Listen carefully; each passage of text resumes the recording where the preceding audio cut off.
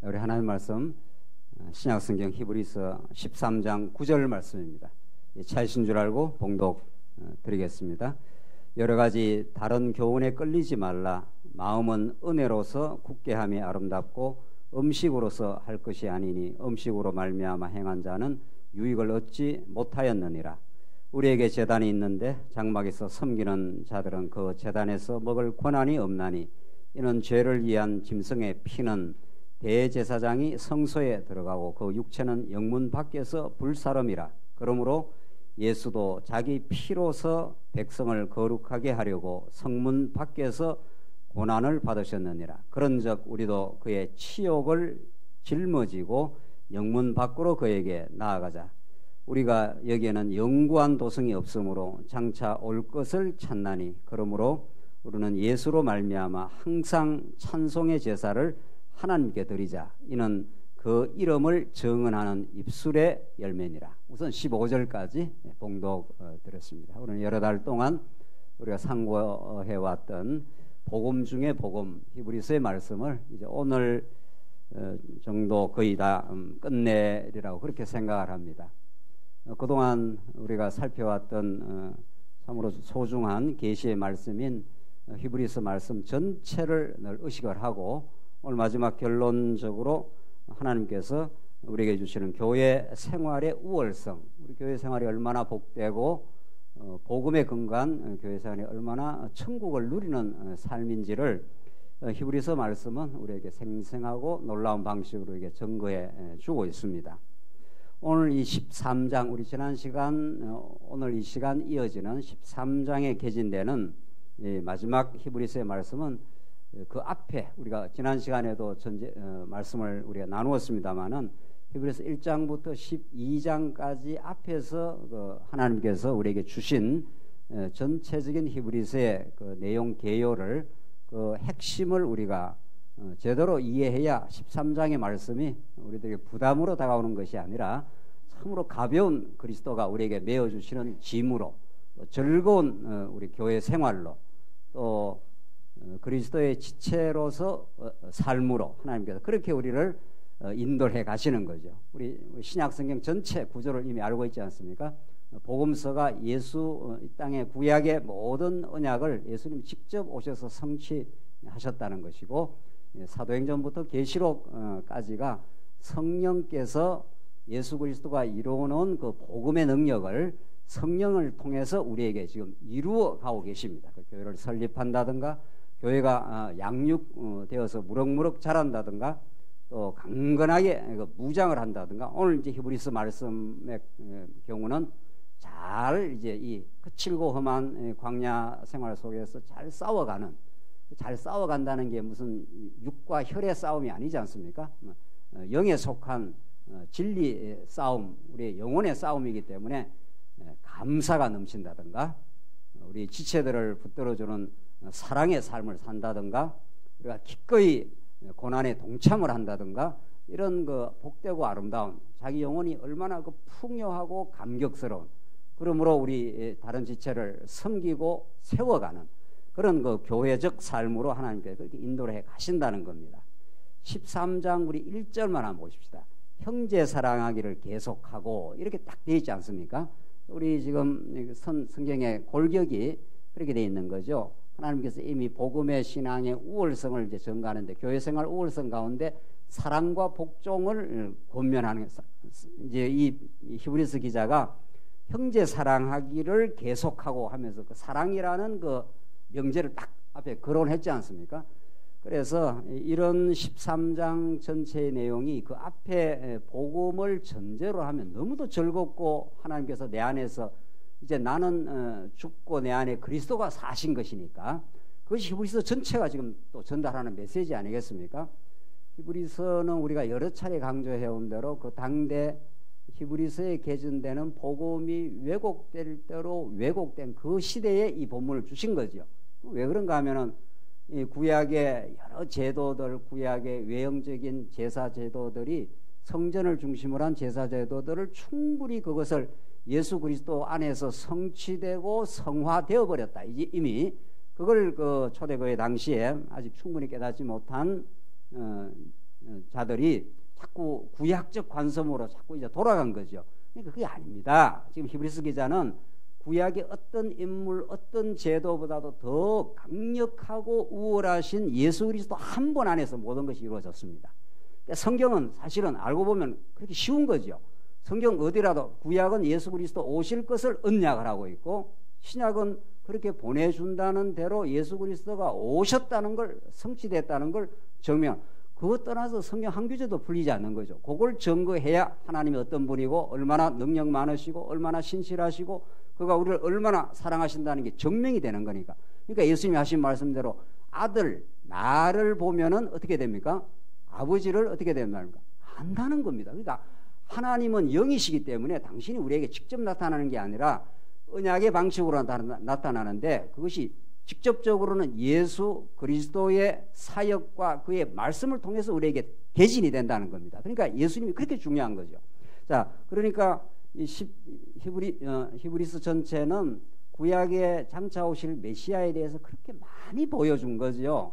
정말 아담을 지은 것도 둘째 아담 예수 그리스도, 구약의 그 많은 성전 제도들, 제물, 제사장, 성전, 뭐 어떤 거 하나도 장차 오실 참 제물 되시는 영원한 제물, 히브리서의 논리를 따르면 그분이 구약의 제물보다도 월등우월하시다. 구약에는 또 짐승을 잡아들이고 또 잡아들이고 또 잡아들이고 그렇게 해서 불완전한 제사였지만은 예수님이 직접 영원한 제물이 되어서 십자가에서 단 한 번에 들어버렸다.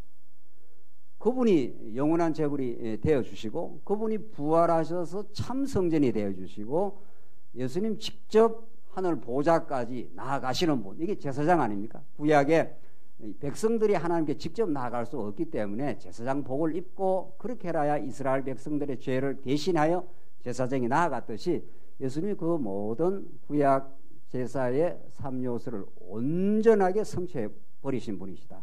그렇게 해서 우리에게는 한없는 그 모세 언약의 성취를 통해서 하나님 살아계심과 그 무궁한 은혜를 우리에게 이미 확정을 하셨기 때문에 구약의 제도로 돌아갈 이유가 없다.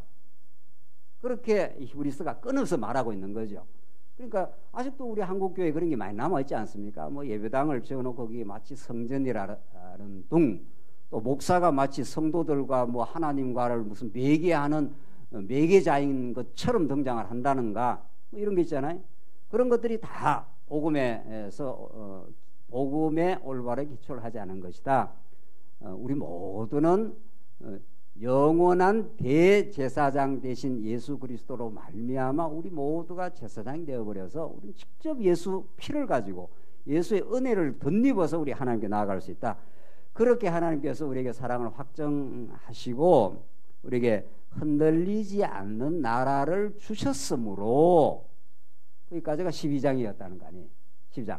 하나님께 그렇게 무한한 그 은혜 속에 복음의 능력을 우리에게 주심으로, 이런 말이죠.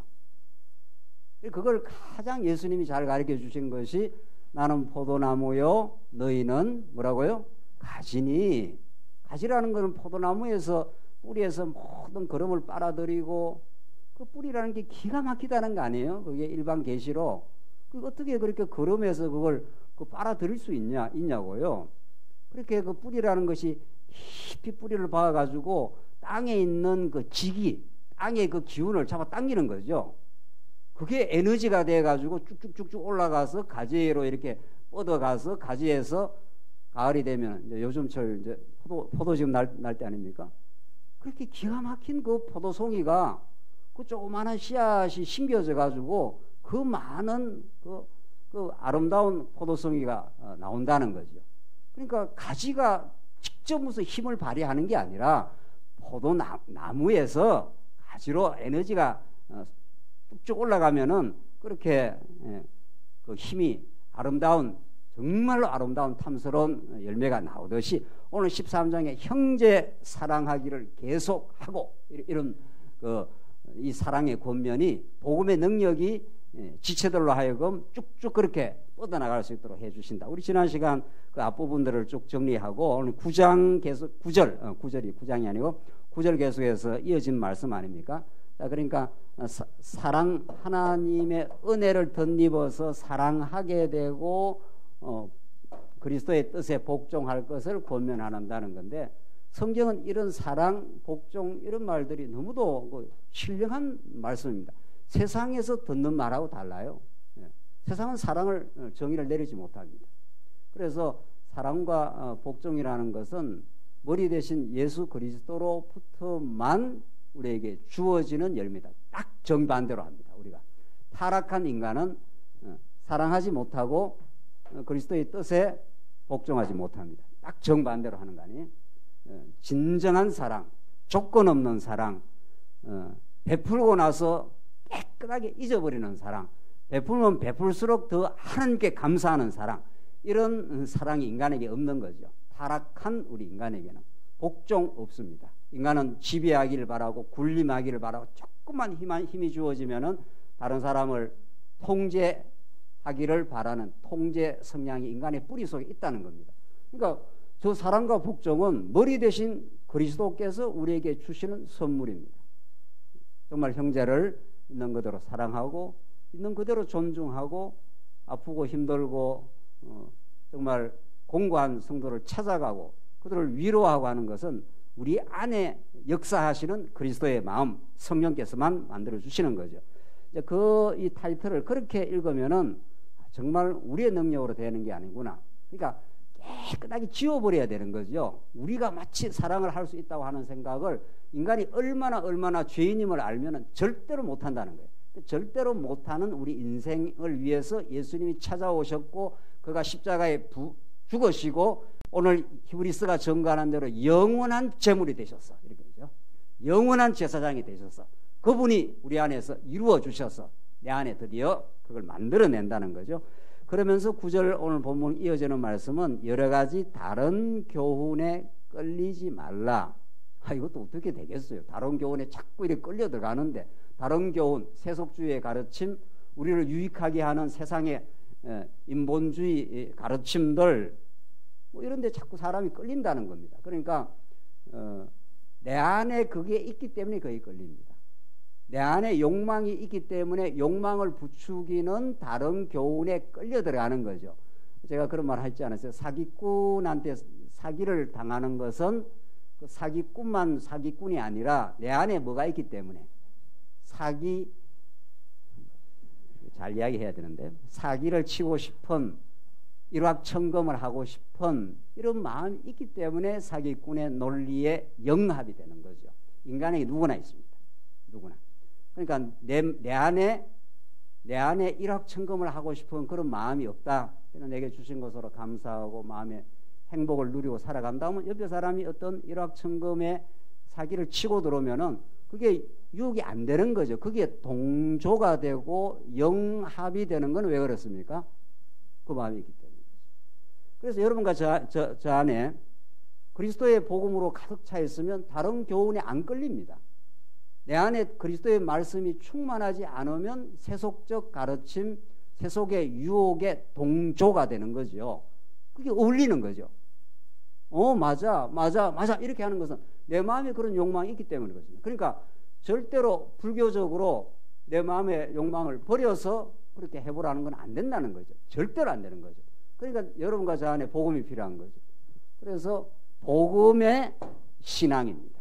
복음이 우리 안에 충만하고 감격하고 그리스도의 말씀이 우리를 지배하기 시작하면은 있는 대로 우리는 만족하고 감사하게 돼. 다른 교훈이 이렇게 오면은 안 끌립니다. 동조가 안 된다는 거죠. 그 교훈은 우리 교회를 세울 수 있는 교훈이 아니지. 그 교훈은 내 영혼에 충만과 기쁨을 주는 교훈이 아니야. 중요한 것은 내가 내 성을, 내 마음을 복음에 의해서 잘 지키고 있으면은 그것처럼 든든하고 복된 인생이 없습니다. 그것처럼 강건한 인생이 없습니다. 그러니까 하나님께서 우리 교회를 양육해 하고 뭐 한다는 겁니까? 무장케 한다는 겁니다. 그러면 투쟁은 아주 쉬운 겁니다. 그래서 다른 교훈에 이끌리지 말라. 마음은 은혜로서 굳게 함이 아름답고. 이거 정말 성경 한 구절 한 구절이 은혜와 마음의 관계인데,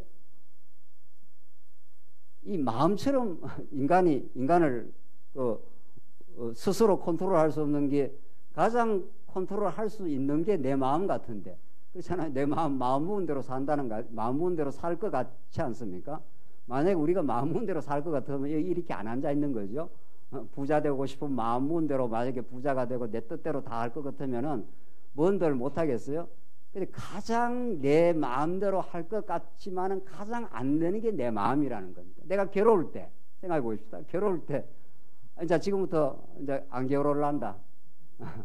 나는 지금 안 괴롭기로 결단했다. 뭐 그렇게 세상에서는 결단을 많이 강조하니까. 그럼 딱 결단하면 될 거 아니에요. 그럼 결단 안 하면 되죠.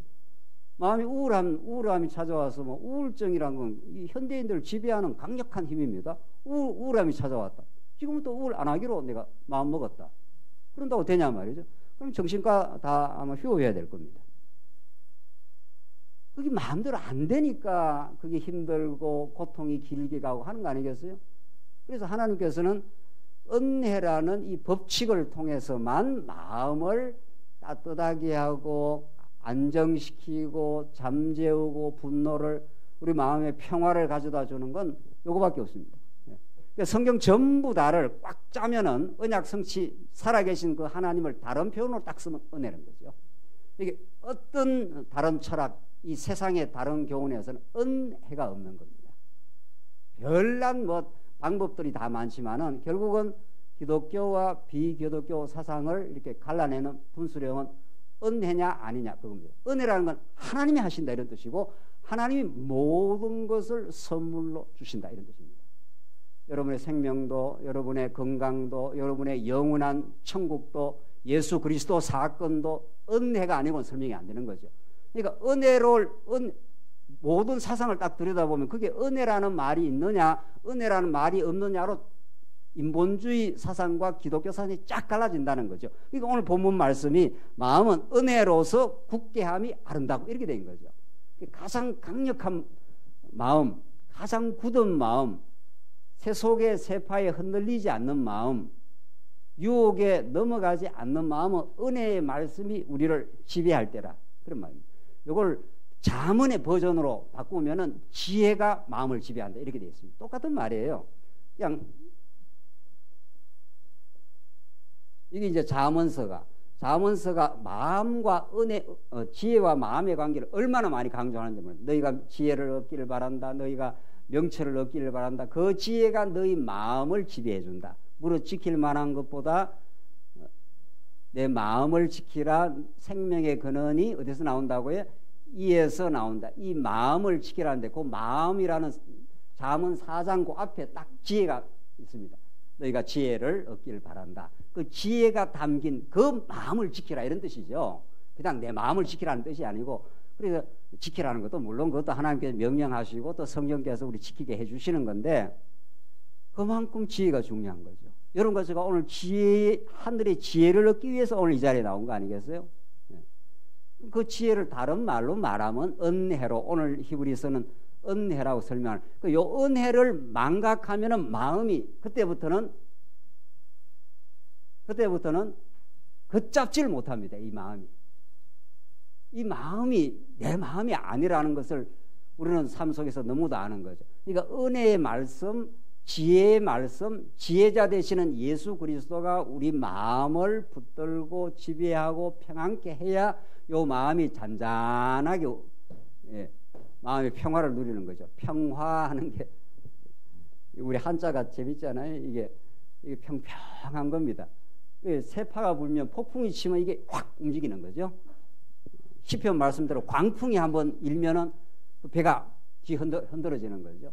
그 평화라는 것은 아무리 밖에서 이렇게 파도가 쳐도 그 닻이 말씀에 딱 놓여 있으면은 그 요동이 없다는 거죠. 뭐 괜찮아. 죽기박이 더 하겠어. 내가 인기를 잃어봐야 얼마나 잃겠어. 원래 내가 그 자리인데. 이렇게 딱 은혜의 말씀이 지배하는 거하고 안 하는 거하고는 뭐 그건 우리가 다 알고 있는 거 아닙니까? 그래서 은혜가 우리의 마음을 굳세게 한다. 그래서 가장 강력하고 단단한 마음, 세상에 흔들리지 않는 마음은 은혜 혹은 지혜가 주시는 마음이라는 겁니다.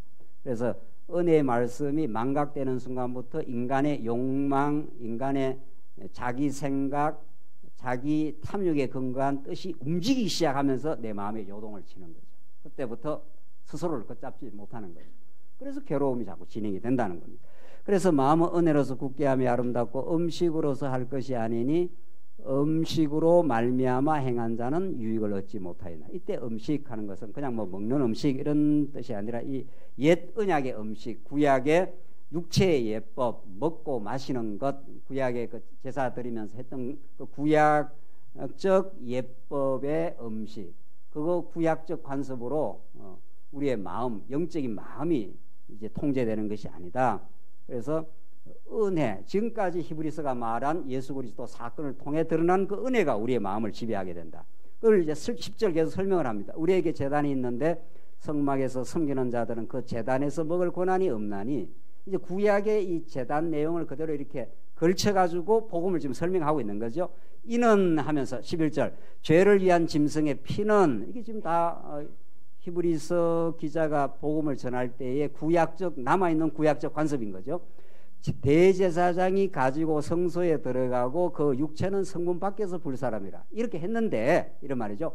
12절 그러므로 예수도 자기 피로서, 구약의 모든 석간들이 있었지만은 구약의 짐승 피로 성전에 들어가서 이렇게 제사장이 들어가서 피를 뿌림으로 구약에 지었던 모든 죄를 용서받고 하나님을 만나게 되고 하나님의 놀라운 은혜를 경험하게 되는 이 성전 제사를 그렇게 드렸는데, 이 모든 것들이 예수 그리스도 한 분에 와서 이루어지는데, 그러므로 예수도 자기 피로서, 하나님의 아들 예수 그리스도가 십자가에서 자기 피를 흘리심으로 백성을 거룩하게 하려고 성문 밖에서 고난을 받으셨느니라. 이게 골고다에서 예수님께서 머리에 가시면류관 쓰시고 창 받으시고 그렇게 고난을 받은 것을 이미 이사야 선지자가, 구약 전체가 그렇지만 이사야 53장에 그가 찔림으로 내가 나음을 얻었노라. 그 예수 그리스도의 고난을 이사야 53장처럼 그렇게 곡절하고 절절하게 기록할 수가 없습니다. 그가 왕이신데 이런 말이죠. 이사야에서 나중에 우리 공부하게 되면 하나님이 여호와가 통치하신다, 그렇게 왕의 통치를 강력하게 말하고 그 왕이 그런 고난을 당한다는 거예요. 그게 마태복음이 전가하는 대로 예수 그리스도는 참 선지자요 왕이신데, 이 우주를 통치하시는, 만물을 지배하시는 왕이신데 가장 고난의 자리에 들어오신다는 거죠. 그래서 하나님의 은혜와 사랑을 우리에게 확정한 사건, 이게 성문 밖에서 고난을 받으셨느라, 이렇게 해서 하나님의 구약의 언약을 성취를 하시는 방식이라는 거죠. 그런즉 우리도 그의 치욕을 짊어지고 영문 밖으로 그에게 나아가자. 여러분과 저의 삶은 예수를 믿는 사람, 예수 그리스도를 복사하는 삶이라는 거죠. 예수님이 그 고난을 받고 영광에 이르렀던 것처럼 우리도 예수 그리스도의 고난의 치욕을 짊어지고, 그러니까 이 땅에 교회는 어떤 경우에도 세상 영광에 도취되어 그렇게 복음이 지켜지고 교회가 세워진 적은 없는 거죠. 초대교회가 그랬고 중세가 그랬고 우리 한국교회가 그랬고, 언제나 오늘 본문의 말씀처럼 그의 치욕을 짊어지고, 우리 교회가 세상의 기준에서는 늘 고난을 받고 이렇게 환영받지 못한다, 이런 뜻입니다. 교회가 추구하는 가치가 그런 거라는 거죠.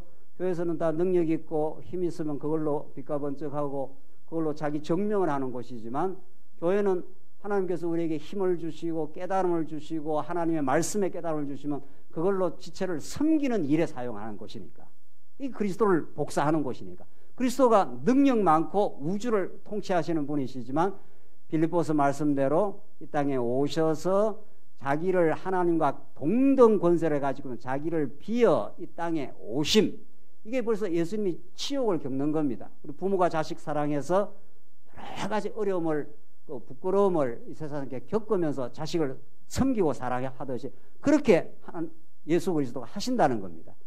그렇게 예수님이 오셔서 죽기까지 복종하셨으니, 이게 빌립보서에서 그리스도의 마음을 품으라 할 때 예수님을 설명하는 방식입니다. 그렇기 때문에 그 예수의 마음이 우리에게 다가오면은 우리도 함께 그 치욕을 짊어지고, 그러니까 우리가 그리스도의 남은 고난에 동참하는 방식이라는 거죠. 그게 우리 교회가 하나님 나라를 세워가는 유일한 방식입니다. 그러니까 우리가 하나님께서 주신 우리가 물질도 우리가 다 유용하게 우리 자신을 위해서 우리 가족만을 위해서 쓸 수 있지만 그것을 버릴 연자 보탤 보자니까 그것을 버려 이런 거죠. 예수 그리스도가 자기 자신을 버려 우리를 새로운 하나님의 아들로 탄생시킨 것처럼 우리도 그리스도의 마음이 오게 되면 오늘 본문처럼 그의 치욕을 짊어지고 영문 밖으로 그에게 나아가자 이렇게 되어 있잖아요. 그렇게 하나님께서 우리를 복음의 능력으로 살게 해 가신다는 거예요. 그런 성도들이 자꾸 교회에 생겨나게 되면 교회가 세워져 가는 거죠. 교회는 그냥 세워지는 법이 없는 거죠. 누군가 고난을 받고 누군가 치욕의 짐을 지고 누군가 자기 자신에게 주어진 것들을 향유할 수 있지만 그것을 버림으로 버릴 연자 보탤 보자니까 그런 방식으로만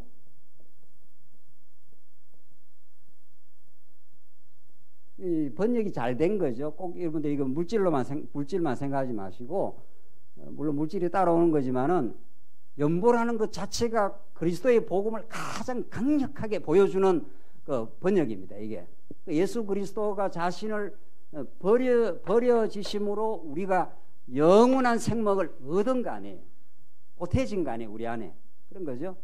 이 번역을 누가 했는지 몰라도 이건 기가 막힌 번역인 거죠. 그 복음적인 번역인 거죠.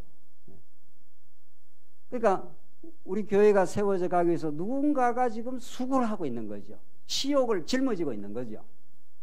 그 고난의 짐을 이 교회가 운영되고 가정이 운영되려면 그만한 짐이 있는 거 아니에요. 그걸 누군가가 지고 있으니까 그게 움직이고 있는 거죠. 그래서 기꺼이 진다는 겁니다.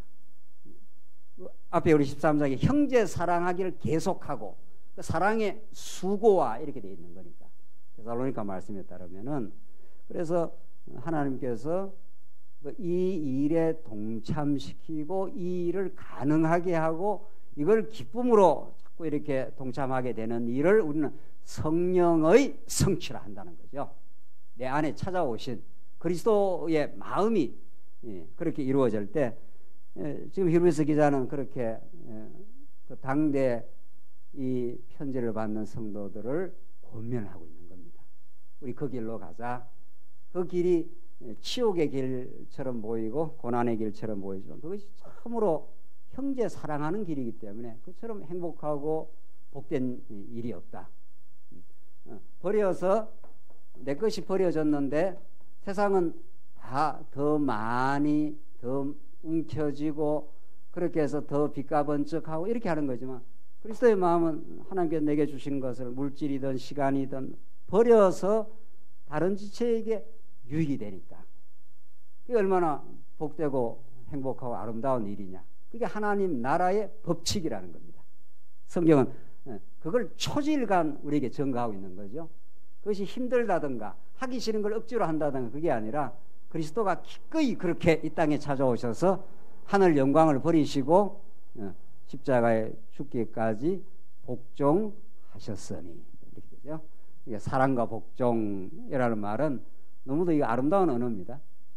그리스도가 우리 안에서 만들어내는 언어입니다. 우리 인간은 참 사랑이 없고 미움과 시기와 탐욕으로 가득 차 있는 우리 마음, 하나님 앞에 복종하는 게 아니라 자기 주장하고 자기 뜻을 실현하는 부패하고 타락한 마음을 하나님께서 꺾어주시고 예수 그리스도의 은혜의 말씀에 우리 마음이 사로잡혀 그렇게 오늘 이 본문 말씀처럼 치욕을 오히려 걸머지고 그 고난의 짐을 지고 가는 것을 기쁨으로 생각한다는 거죠. 14절 그렇게 할 수 있는 또 이유가 우리가 여기에는 영구한 도성이 없으므로 장차 올 것을 찾나니 이 소망 때문에 그렇게 할 수 있다는 겁니다.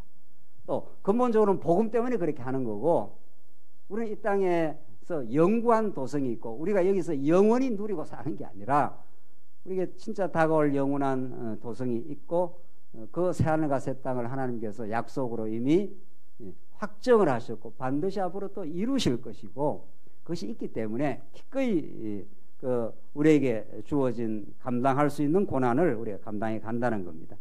그래서 그런 그 복음의 능력이 있으므로 15절 그러므로 우리는 예수로 말미암아 항상 찬송의 제사를 하나님께 드리자. 이는 그 이름을 증언하는 입술의 열매니라.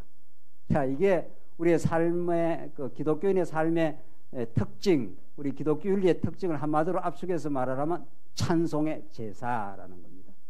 구약적인 그런 그 외형적인 제사가 아니라 예수로 말미암아. 그러니까 지금 13장 이 전체도 예수 그리스도 한 분을 떠나서는 이루어질 수가 없는 거죠. 성경은 구약이든 신약이든 예수 그리스도를 전가하는 건데, 결국 여러분과 저의 삶이 찬송의 제사로 이제 살게 그렇게 만들어 가시는데, 그걸 가능하게 하는 것은 예수로 말미암아 항상 찬송의 제사를 하나님께 드리자. 자, 찬송의 제사를 드리려면은 그 대전제가 뭡니까? 찬송은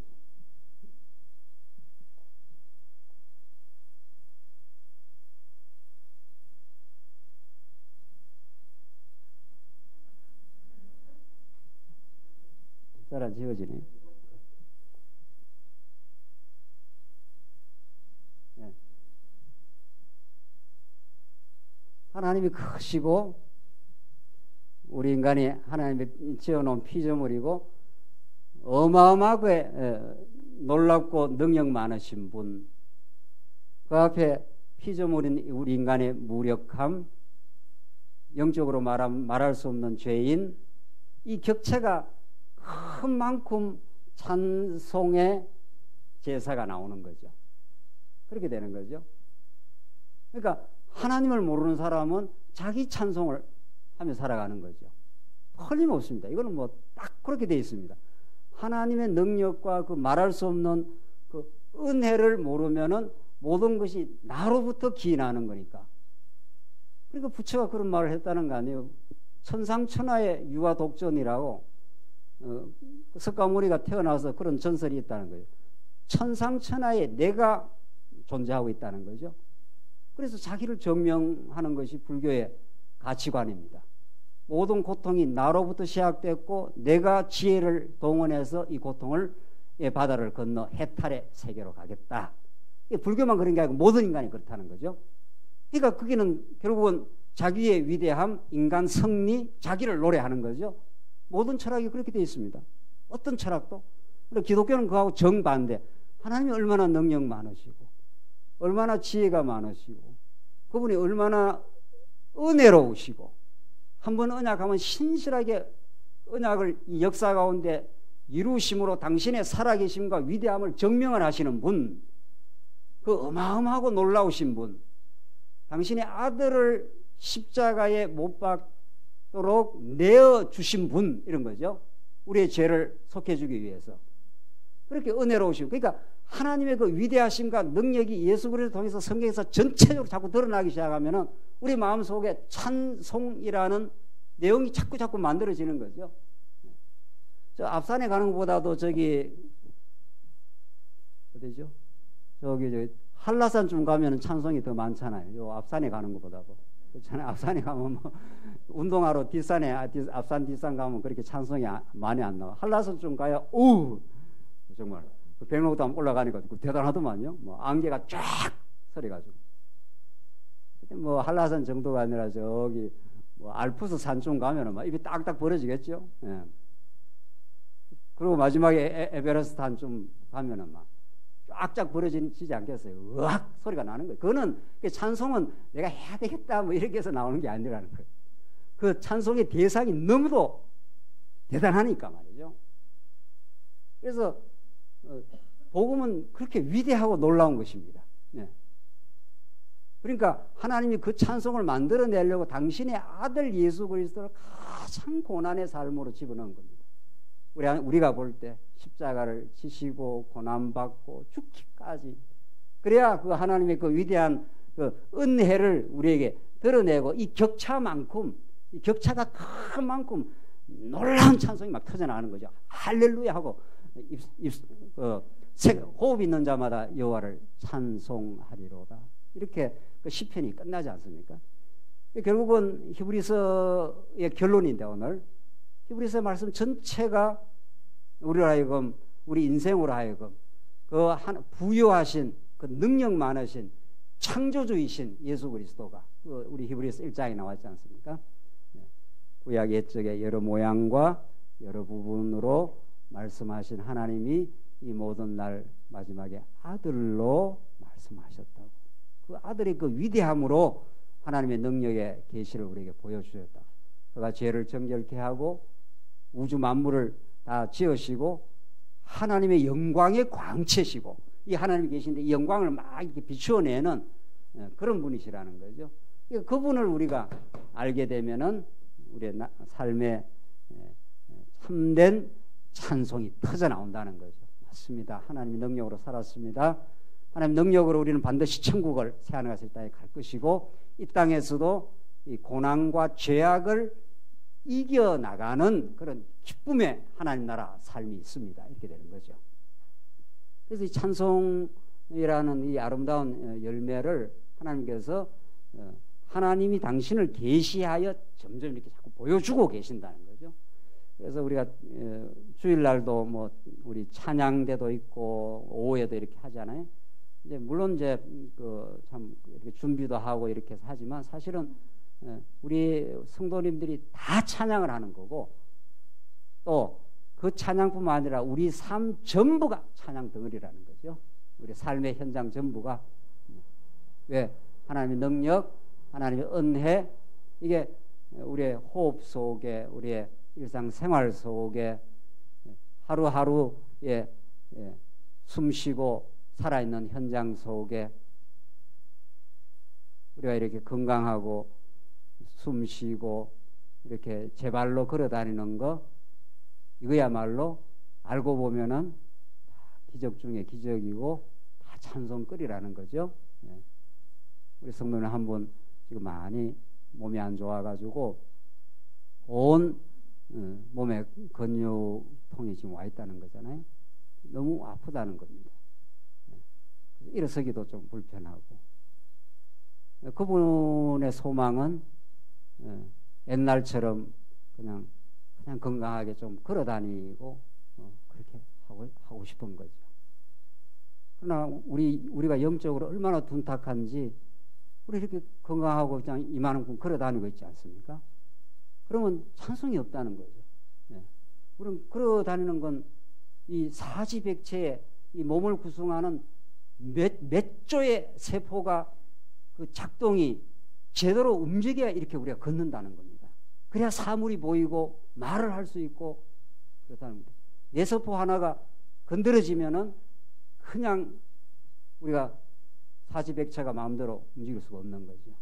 그래서 우리가 오늘 살아 숨쉬고 존재하고 그냥 평상시 우리가 아무것도 아니라고 생각하는 건강 자체도 오늘 이 본문의 말씀대로 예수로 말미암아 항상 찬송의 제사를 하나님께 드리자. 예수님이 우리를 지켜주시고 붙들어주시고 해서 온 삶이 하나님의 은혜의 보관이 속에 있습니다. 당신의 권능의 손길에 붙들려 있습니다라고 우리는 찬송하게 된다는 거죠. 그래서 그 이름을 정언하는 입술의 열매라. 그래서 우리 모든 게 그를 정언하는, 우리의 삶 한 걸음 한 걸음이 하나님의 살아계심을 정언하는 우리가 진리의 정인이 된 거죠. 우리 자체가, 우리 삶 덩어리 자체가. 어떤 분이 선교를 꼭 해외에 가야 선교를 하는 줄 아는가 봐요. 그러니까 꼭 그런 사람은 많지는 않잖아요. 뭐 우리 중에 갈 수도 있는 거지만은, 그거는 선교에 대한 개념을 지엽적으로 가진 거죠. 선교는 어원 자체가 하나님의 보내심입니다. 하나님이 예수를 이 땅에 요한복음에 보낸 것처럼 예수님이 나도 너희를 보내노라 이렇게 말했지 않습니까? 요한복음. 그러니까 여러분과 저를 세상 가운데 이렇게 보내신 거예요. 하나님이, 그러니까 제 1호 선교사가 누굽니까? 1호 선교사 말입니다. 예수님, 하나님이 예수를 이 세상 가운데 보내신 거예요. 하나님의 뜻을 가르쳐 주려고. 선교라는 것은 복음의 뜻을 우리가 해외에 전달한다는 거 아니에요. 일반적으로 생각할 때. 그러니까 하나님이 예수를 이 땅에 보내신 예수님이 1호 선교사지요. 그런데 예수님이 다시 우리를 복음으로 무장을 시키고 예수의 지체가 되게 해서 우리를 세상 가운데로 어떻게 한다는 겁니까? 보낸다는 거예요. 여러분과 제가 세상 가운데 이제 보냄을 받았지 않습니까? 그러니까 선교는 꼭 해외만 가야만 선교가 아니고, 뭐 그분도 해외 가서 뭐 중국이든 인도든 가서 하는 그것도 선교고, 성경대로 말하면은 여러분과 저의 삶의 현장이 선교입니다. 선교지입니다. 이거 분명하고 확실하게 해야 됩니다. 여러분의 가정으로 우리가 보냄을 받았지 않습니까? 내일 어디 직장 사업 현장에 나가지 않습니까? 그 자리가 하나님이 보내신 선교 현장이라니까요. 그래야 우리 삶 전부가 하나님의 보내심의 자리에서 하나님을 기억하고 항상 찬송의 제사를 드리게 되죠. 그렇죠? 나는 뭐 선교사도 아니고 뭐 나는 뭐 여기 장조함께 가끔 뭐 주일날이나 수요일날 나오는데 이렇게 생각을 하니까 진리 감각이 많이 떨어지는 거죠. 우리가 하나님 우리를 보내주셨고 그 현장에서 하나님의 뜻을 정언하라고 이렇게 됩니다. 우리가 다 선교사니까. 그렇죠? 하나님 살아계십니다. 그리고 우리 주변의 사람들 만나면 하나님 은혜 속에 내가 이렇게 살아갑니다. 그렇게 깨닫고 고백하고 전하고 내게 보내주신 직장에서 하나님을 배우라고 이 직장 선교지에 보냄을 받았습니다. 이런 거죠. 그걸 오늘 본문의 말씀에 비추면은 우리 찬송은 꼭 찬양대만 해야 찬양을 하는 게 아니라 우리의 삶 전부가 찬양 덩어리입니다. 우리의 건강, 우리의 직장의 움직임, 우리 자녀들이 건강하게 돌아오는 거 어떤 거 하나 찬송거리가 아는 게 하나도 없습니다. 오늘 말씀 우리가 이 말씀대로 배우면 찬송의 제사를 정말 그렇게 드린다는 거죠. 그걸 16절에서 이렇게 표현합니다. 오직 선을 행함과 서로 나누어 주기를 잊지 말라. 하나님은 이 같은 제사를 기뻐하시느니라. 이게 예배예요. 이게 로마서식으로 말하면 이게 영적 예배예요. 이게. 그러니까 로마서에서 하나님을 알고 하나님의 그 크고 위대하심을 찬송하게 되는 사람은 그 은혜의 감격과 감격이 늘 마음속에 있는 사람이겠죠. 그럼 반드시 선을 하나님 기뻐하시는 선을 우리 주변에 행하게 되고 나눠주는 걸 기뻐한다는 거예요. 나눠주려면 어떤 사람이 나눠줍니까? 내 걸 움켜쥐고 있으면 나눠지게 됩니까? 우리 연보도 이야기했지만 내 걸 그냥 쥐고 있으면 연보를 할 수가 없잖아요. 연보 생활을 할 수가 없지요. 그런데 하늘의 그 풍성한 은혜를 우리에게 나누어 주시려고 예수님께서 자기를 비어 죽기까지 순종하셨으니 이렇게 돼 있죠. 그 은혜를 깨닫고 나서 우리의 마음에 감격과 기쁨이 있으니 공부하고 힘들고 아직도 복음을 못 깨닫고 있는 사람들을 위해서 함께 우리가 짐을 지는 게 우리에게 주신 걸 나누어 주는 활동이죠. 그래서 순수한 의미에서 나눔, 진정한 의미에서 서비스, 이거는 복음만이 가능한 겁니다. 식당에 가고 죄송합니다만 식당 말고 저 이런 거 있잖아. 술 마시는데 뭐라 그럽니까? 예? 룸사롱. 그런 데 가면은 옆에 아가씨가 와서 서빙을 해준다는 거 아니에요. 그 서빙이 아니에요. 서비스. 봉사를 해준다는 거죠. 그 봉사 아니에요. 아무데나 그런 그 고급하고 아름다운 거룩한 언어를 쓸 수가 없죠. 성경에서 나누어 준다, 진정한 의미에서 봉사한다, 이런 거는 정말 기쁨과 감격이 있어서 그 영혼을 생각하면서 기쁨으로 무조건적으로 하게 되는 거죠. 그러나 그런 데서 하는 것은 그 사람의 돈을 더 받아내려고 한 거 아니에요. 그런데 잘 안 가봐서 잘 모르겠는데 그런 거죠. 그건 절대로 서빙이 아닌 거죠. 봉사가 아닌 거죠. 그러니까 하늘의 복음이 우리에게 임했을 때라야, 은혜의 말씀이 우리에게 임했을 때라야 정말로 그 은혜로 충만하고 마음에 내가 차고 넘쳐야 넘어갑니다. 절대로 내가 가지고 있지 않으면 넘쳐갈 수 없어요. 이게 공급의 법칙이에요. 오늘도 우리 식사하면서 우리 장로님들하고 그냥 내가 마음의 충만과 기쁨이 있어야 그게 흘러 넘쳐가는 거죠. 내가 지금 채워지지 않고 내가 더 많이 채워야 되는데, 내가 더 갈급한데, 내가 아직도 가난하다고 생각하는데 어떻게 이게 나누어지겠냐고요. 절대로 안 되는 거죠. 세상에서는 서비스한다, 나누어준다 하지만 그걸 통해서 더 반대 급부를 노리는 거 아니겠어요. 그거는 그래서 성경에 갚을 수 없는 사람에게 갚아주라는 거예요. 따지고 보면은 내가 해주면 그 사람이 뭐 돌아오지 않는 걸 생각하고 해주라는 거죠. 그게 진짜 봉사라는 거죠. 오늘 본문 말씀은 그런 겁니다. 그러니까 하나님을 찬송하게 되면은 이게 충만하게 채워진 사람이, 하나님의 은혜로 충만하게 채워져 가는 사람이 찬송하게 되는 거니까, 그러면 반드시 이쪽으로 흘러 넘쳐가게 되는 거죠. 내가 자꾸 채워졌으니까, 하나님의 은혜가 채워졌으니까 그게 자꾸 넘쳐간다는 거죠. 그게 나눔이라는 이 고급하고 아름다운 삶의 그 양식이 점점 생겨나는 거죠. 그래서 진짜 우리가 예수를 제대로 우리가 자꾸 믿게 되면은 이렇게 자꾸 마음이 넉넉해지고 우리 나누어주고 싶고, 그 나눔이라는 게 꼭 물질만은 아니잖아요. 무슨 마음이 있어야 나눌 거 아니에요. 우리 성도들에게 다가가고 싶고, 어렵고 힘든 성도들과 위로를 나누고 싶고, 하늘의 복음을 나누고 싶고, 그렇게 점점 그런 사람이 얼굴이 어두울 수가 없는 겁니다. 절대로. 그런 사람은 벌써 이게 다른 지체를 생각하고 사랑하는 마음에서 움직이고 있기 때문에 그 사람은 영혼이 펄펄 살아있고 그렇게 되는 거죠. 하나님이 이 같은 제사를 기뻐하시느니라. 이걸 로마서의 버전으로 말하면 영적 예배라는 겁니다. 이게 예수 그리스도가 우리를 위해서 희생 제물이 되어 주심으로 우리가 그 무한한 은혜를 깨닫고 우리도 점점 지체들을 향하여 나누어 주고 싶고 이렇게 되는 거죠. 그런 삶으로 하나님께 움직이게 간다는 겁니다. 그래서 우리는 오늘 이 시간만 예배하는 건 아닌 거죠. 이건 좁은 의미의 예배죠. 하나님의 말씀을 나누는 시간이니까요. 그 말씀을 나눠야 되겠죠.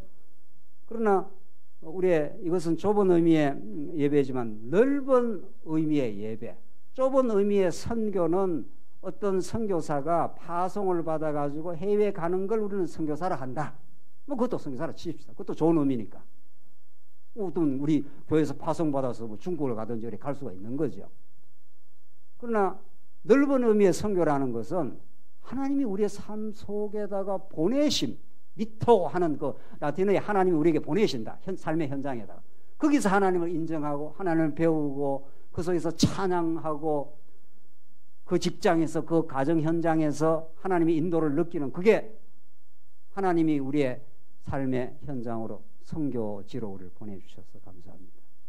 그런 것처럼 우리 오늘 이렇게 수요 예배로 우리 하나님의 말씀을 깨닫고 오늘 또 이렇게 지체 안에 교제를 하면서 그렇게 하나님의 뜻을 분별하고 우리가 믿음의 분량대로 이렇게 생각하고 하나님 주신 은혜의 선물대로 은사를 우리 나누고 싶지 않습니까?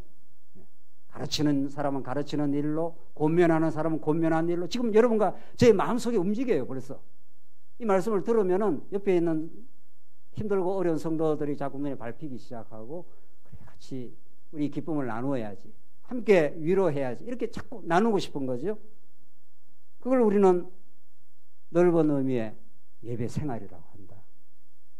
성령이 인도하시는 우리의 삶 전 영역이 하나님을 경배하고 우리 지체들을 섬기는, 어떤 성도님이 저한테 그렇게, 어떤 성도님이 어떤 가게를 했는데 자기는 최고의 좋은 그 상품을 그 가게에 찾아오는 사람들에게 마련해서 그 사람들을 위해서 공급을 해주는 걸 자기는 그 직장의 가치로 본다고.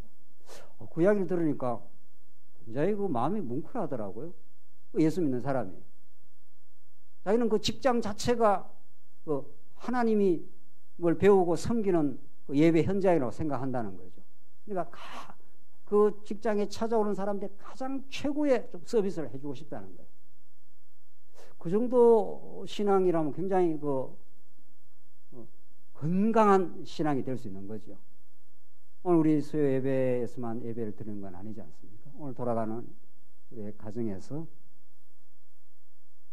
이전보다 더 하나님을 인정하고 오늘 본문의 말씀처럼 하나님이 이 같은 제사를, 이 같은 예배를 하나님 기뻐하시기 때문에 오늘 하나님을 높이 찬양하고 감격할 뿐 아니라 선을 행하고 서로 나누어 주기를, 무엇이 됐든 간에 나누어 주기를 바라는 그런 마음이 우리 모두에게 임하기 시작하면은 우리의 삶이 얼마나 복되고 얼마나 약동하고 정말 우리 남은 하나님의 삶 속에 참된 기쁨이 있습니다. 이 모든 걸 예수 한 분이 이루십니다.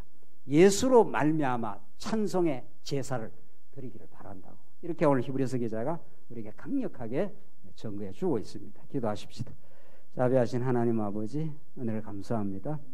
예수 그리스도를 떠나서, 이 언약의 말씀을 떠나서는 우리가 우리 마음을 굳게 할 수가 없음을 우리 오늘도 말씀 통해서 확인했습니다. 우리의 삶의 현장에 하나님께서 우리를 보내셔서 우리가 살아가듯이 오늘 우리 예배가 넓은 우리 삶의 현장에서 참된 하나님을 경배하고 우리 이웃들을 섬기는 복된 삶으로 우리 모두를 붙들어 주시옵소서. 예수님 이름으로 기도합니다. 아멘.